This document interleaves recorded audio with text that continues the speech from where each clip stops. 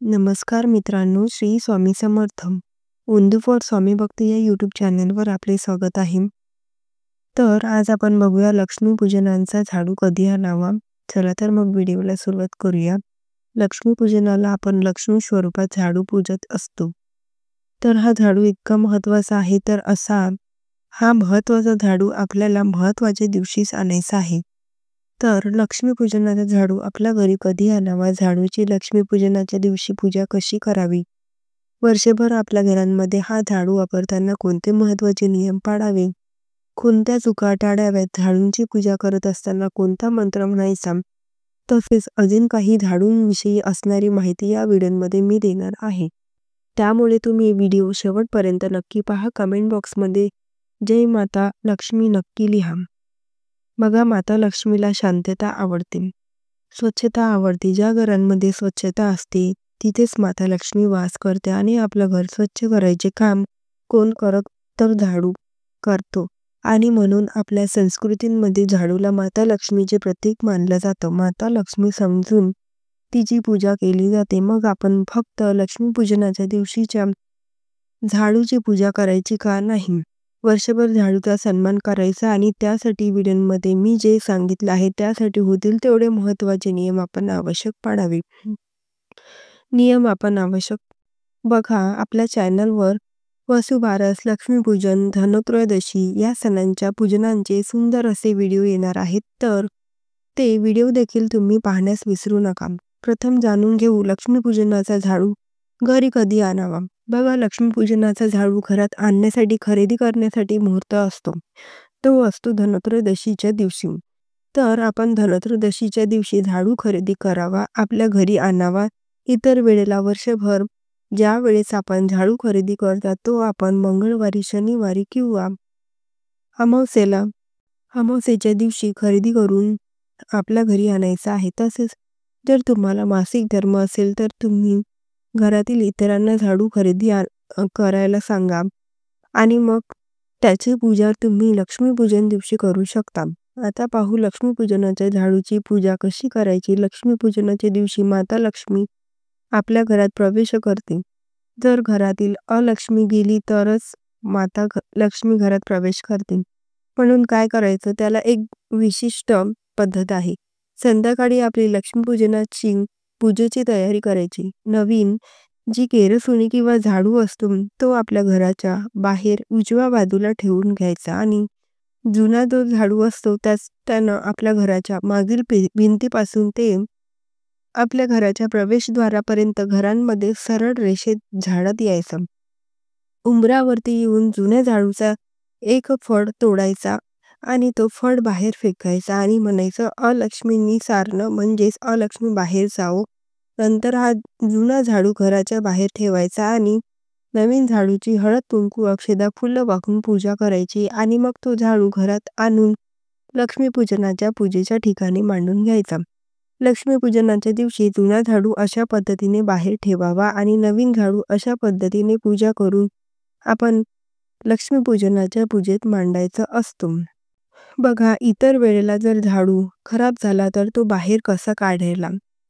इतर वेळेला आपण शनिवारी किंवा अमावस्येच्या दिवशी झाडू निर्जन जागी नेऊन ठेवायचा असतो. आता झाडू घरांमध्ये कुठे ठेवावा. घरांमध्ये झाडू ठेवताना पश्चिम आणि दक्षिण या दोन्ही दिशाचा मधला जो कोपरा असतो म्हणजे नैऋत्य दिशेला हा झाडू ठेवावा. वास्तुशास्त्रानुसार नैऋत्य दिशेला झाडू ठेवल्याने घरांमध्ये सुख समृद्धी येते. जर नैऋत्य दिशेला शक्य नसेल तर तुम्ही पश्चिम दिशेला ठेवला तरी चालेल. तसेच आपल्या बेड खाली म्हणजे पलंग खाली झाडू कधीच ठेवू नये. त्याचबरोबर कोणाला दिसेल असा झाडू ठेवू नका. जशा आपल्या घरातील मौल्यवान वस्तू असतात आपण त्या तिजोरीत व्यवस्थित ठेवतो, अगदी त्याच पद्धतीने ही लक्ष्मी असते. त्यामुळे कोणाला दिसेल अशा पद्धतीने झाडू कधीच ठेवू नका. तसेच दरवाजाच्या मागे देखील झाडू ठेवू नका. देवघराजवळ तसेच स्वयंपाक घरांमध्ये झाडू ठेवू नये. बऱ्याचदा आपलं घर लहान असतं आणि मग अशा वेळेला या सर्व दिशा पाळणे किंवा वास्तुशास्त्र पाळून झाडू ठेवायचा कुठे असा प्रश्न पडतो. त्यासाठी उपाय मी आपल्याला सांगते. तर अशा वेळेला जर आपल्याला शक्य नसेल तर फक्त हा झाडू दिसणार नाही अशा पद्धतीने फक्त पलंग खाली ठेवू नका. दरवाजामध्ये मागे उभा करून ठेवायचा. आडवा झाडू ठेवायचा नाही. झाडण्याची जी बाजू असते ती खाली ठेवायची. उलटा झाडू ठेवायचा नाही. जो हँडल आहे तो वरती करायचा तसेच बघा देवघराजवळची जागा जी असते ती स्वच्छ करण्यासाठी छोटा झाडू असतो तो ठेवावा. देवघराजवळची जागा असते ती स्वच्छ करण्यासाठी घरातील झाडू वापरायचा नाही. त्यासाठी वेगळा झाडू ठेवायचा, छोटा झाडू ठेवायचा. बघा आजकाल भेटवस्तू देण्याचा ट्रेंड आहे. कोणालाही झाडू भेटवस्तू म्हणून देऊ नका. त्याचप्रमाणे कोणी जर आपल्याला झाडू दिला तो देखील स्वीकारायचा नाही. झाडू जर खराब झाला, त्याचे फळ जर निघायला लागले तर तो झाडू लगेच बदलायचा. खराब तुटलेला झाडू घरात ठेवायचा नाही. त्यामुळे घरामध्ये नकारात्मकता येते. बऱ्याचदा जेवण झाल्यानंतर जे खरकटं सांडलेलं असतात किंवा जे अन्नपदार्थ सांडलेले असतात ते स्वच्छ करण्यासाठी झाडूचा उपयोग करू नका. मौल्यवान वस्तू, अन्नपदार्थ, पाणी हे सर्व स्वच्छ करण्यासाठी झाडूचा उपयोग करायचा नाही. प्रथम काय करायचं, एका कपड्याने स्वच्छ पुसून घ्या. त्यानंतर तुम्ही झाडू मारू शकता. त्यानंतर आपण बरेचदा रागाच्या भरात आपण या झाडूचा वेगळाच उपयोग करतो. लहान मुलांवर रागाने उभारतो किंवा जनावरांवर रागाने उभारतो. तर असं करू नका. असं केल्याने या लक्ष्मीचा अपमान होतो. घरात काही काम करता करता जाता येता चुकून जर झाडूला म्हणजे त्या लक्ष्मीला जर पाय लागला तर तिच्या पाया पडाव्यात, क्षमा मागावी. कारण ती लक्ष्मी स्वरूप असतं आणि फक्त लक्ष्मीपूजनापुरते तिची सेवा न करता वर्षभर या झाडूचा मानसन्मान करायचा असतो. बघा येथे एक गोष्ट आवर्जून सांगते आपल्याला, लक्ष्मीपूजनासाठी ज्या झाडूची पूजा करायची आहे तो झाडू आपण जो घरांमध्ये रोज लांब झाड वापरतो तर त्या झाडूची पूजा आपल्याला करायची नसून आपल्याला केरसुनी म्हणतात त्या झाडूची पूजा करायची आहे. ही गोष्ट लक्षात ठेवा. बघा त्याचं चित्र. बघा लक्ष्मीपूजनाची पूजा झाल्यानंतर दुसऱ्या दिवशी आपण उत्तर पूजा करतो. उत्तर पूजा केल्यानंतर नवीन झाडूचा आपण घरांमध्ये उपयोग करावा. तोपर्यंत तो झाडू तसाच पूजेमध्ये ठेवावा. तसेच बघा आपल्या घरी एकदा पाहुणा आला किंवा एकदा स्नेही आला, तो बाहेर गेल्यानंतर लगेचच आपण घर झाडू नये. बघा घरात एखादी व्यक्ती बाहेर गेल्यानंतर लगेच तुम्ही झाडू मारू नका. किमान तुम्हाला 15-20 मिनिटानंतर, अर्ध्या तासानंतर केर काढायचा आहे. तसेच सकाळी किंवा संध्याकाळी आपण झाडूने घर स्वच्छ करावं. मात्र सूर्यास्तानंतर झाडूने घर स्वच्छ करू नये. कारण सूर्यास्ताची वेळ माता लक्ष्मीची आपल्या घरांमध्ये प्रवेश करण्याची वेळ असते. त्यामुळे त्यानंतर आपलं घर झाडूने स्वच्छ करायचं नाही. वास्तुशास्त्रांमध्ये सांगितलेले बरेचसे नियम असतात. आपल्याला ते पाळताना अडचणी होतात म्हणजे येतात. धकाधकीचे जीवन आहे. बऱ्याचदा जागा कमी पडते. परंतु महत्त्वाच्या गोष्टी मी आपल्याला सांगते त्या आपण नक्की पाळाव्या आणि ते सहज शक्य आहेत. बघा या झाडूचा फक्त आपल्याला नेहमीच सन्मान करायचा आहे.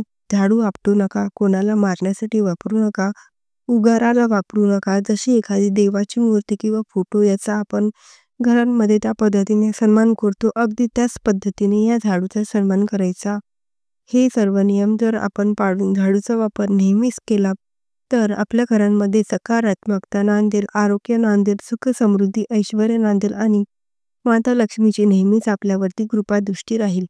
लक्ष्मीपूजनाच्या दिवशी झाडूची पूजा करत असताना आपल्याला एक छोटासा मंत्र म्हणायचा आहे. इतर वेळेला जेव्हा कधी आपण नवीन झाडू आणाल त्याची हळद कुंकू अक्षदा फुले वाहून पूजा करायची आणि त्यानंतर लगेच त्या वेळेला हा मंत्र आपण हात जोडून 11 वेळा झाडू समोर हात जोडून म्हणायचा आहे किंवा 16 वेळा किंवा 21 वेळा म्हणावे. ओम श्री महालक्ष्मी नमः, ओम श्री महालक्ष्मी नमः, ओम श्री महालक्ष्मी नमः. तर अशा प्रकारे आपल्याला नवीन झाडूची पूजा करायची आहे. तसेच बघा धनत्रयोदशीला आपल्याला खरेदी करण्याची असेल शुभमुहूर्त व कोणत्या वस्तू खरेदी कराव्या हे देखील त्या व्हिडिओमध्ये सांगितलेले आहे. तो देखील व्हिडिओ तुम्ही नक्की पहा. तर बघा या व्हिडिओच्या माध्यमातून तुमच्या मनांमध्ये झाडूविषयी असणाऱ्या प्रश्नांची संपूर्ण माहिती दिलेली आहे. व्हिडिओ आवडला असेल तर व्हिडिओला नक्की लाईक करा, शेअर करा व चॅनलला सबस्क्राईब करायला विसरू नका. व्हिडिओ शेवटपर्यंत पाहिल्याबद्दल अगदी मनापासून तुमचे आभारी आहे. धन्यवाद. श्री स्वामी समर्थ. जय जय स्वामी समर्थ.